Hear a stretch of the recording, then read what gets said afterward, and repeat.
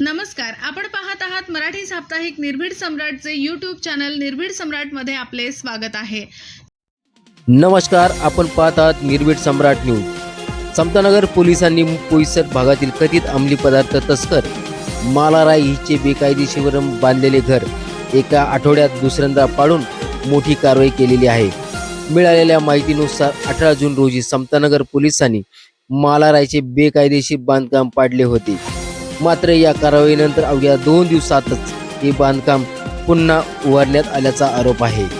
त्यानंतर 22 जून रोजी पोलिसांनी पुन्हा घटनास्थळी दाखल झाले आणि त्यांनी संबंधित बेकायदेशीर बांधकाम पूर्ण जमीनदोस्त केले।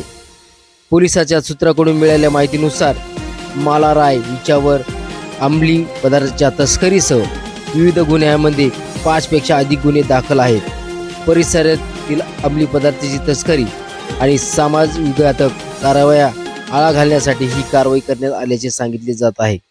या कारवाईची स्थानिक नागरिकांनी स्वागत केले आहे। गुन्हेगारी प्रवृत्तीची व्यक्तींना दिलेला हा एक कडक इशारा असल्याची प्रतिक्रिया व्यक्त केली आहे। कारवाईमुळे समाजकंटकामध्ये भीती निर्माण होऊन परिसरातील शांतता आणि सुव्यवस्था अधिक मजबूत होईल असा विश्वास स्थानिकांनी व्यक्त केला आहे। दरम्यान पोलिसांनी स्पष्ट केले आहे की बेकायदेशीर कृत्य आणि बेकायदेशीर बांधकामाची पुष्टी झाल्यास नियमानुसार पुढील काळातही अशाच प्रकारे कठोर कारवाई सुरू राहील। अधिक अपडेटसाठी पाहत राहा निर्भीड सम्राट न्यूज। मी सिद्धार्थ ज्ञानदेव काळे। धन्यवाद।